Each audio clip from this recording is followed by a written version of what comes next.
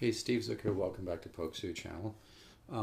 Just want to do a little free instruction here, try to get back to more free instruction and not talk about the guitar ladder system so much. It's just hard, to be honest with you, because I've seen such great results. But I'm really sick of talking about it. You're probably sick of me, selling it hard. So I'm going to quit talking about it for a while. Let's just do some little diatonic harmony here. 1, 6, 2, 5, and G. Okay, so in the key of G, G major, here's my A by the way, it might not be a concert pitch.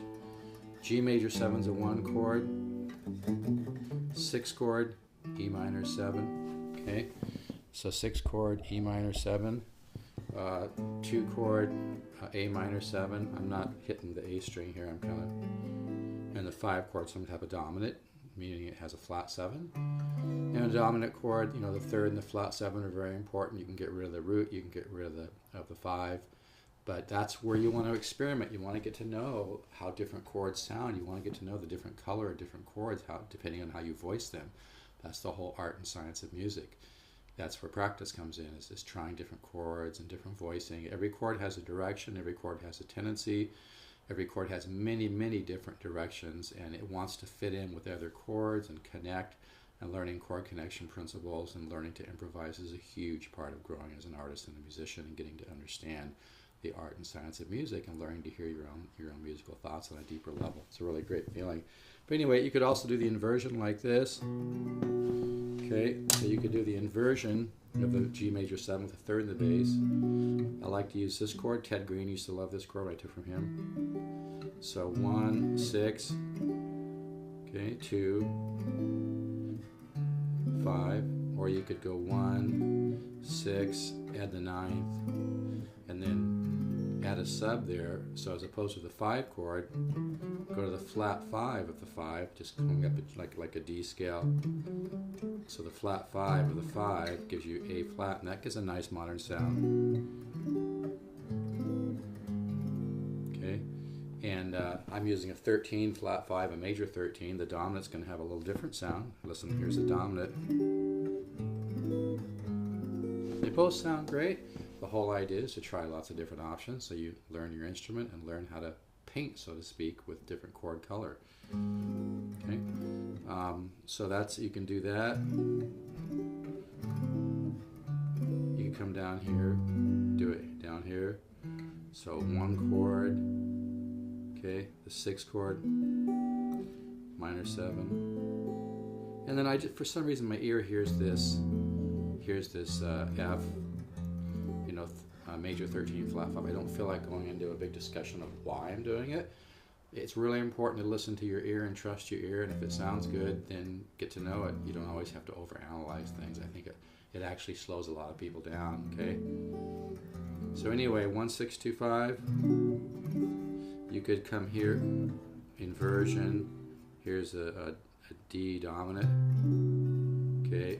And then my ear is wanting to go to a B flat, okay? Again, it's all about learning things and then exploring with your ear and not worrying about staying in prison of one little formula, okay? Like I said, you might be doing this, using some subs, right?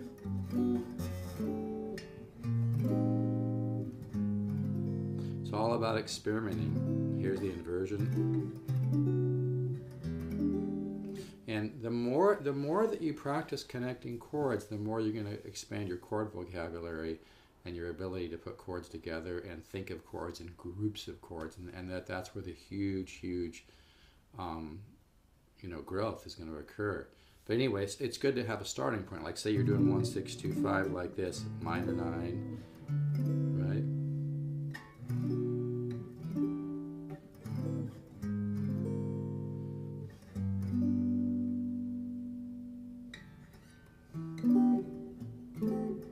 If you hear something, and then just maybe sometimes take a common tone note like this note.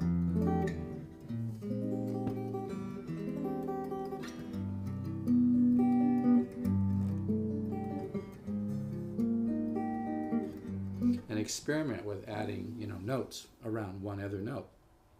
So there's lots of things you can do. You can it's really good to work inversions too. Like say you take say we're in the key of C, you know, and if you use a flat 5 sub like this,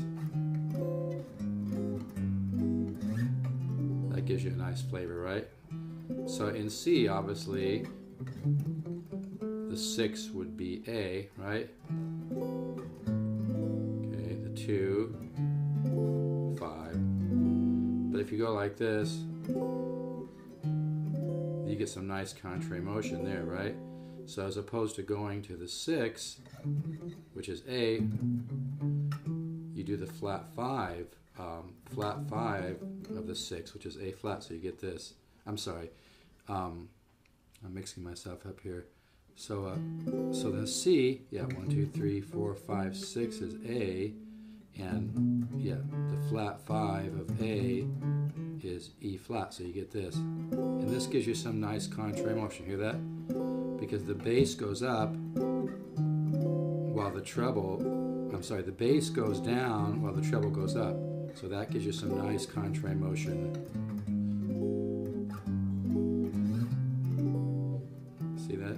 So this is a nice inversion to use. I've got the 3rd in the bass, flat 5 sub, another sub. Okay, so the A flat is another sub to 13 flat 9. And I go into detail of this in my system, but I'm going to try not to talk about that for a while. So just short little quick lesson today. And like I said, if you just learn, always be learning how to resolve chords, and that's going to give you some tremendous growth.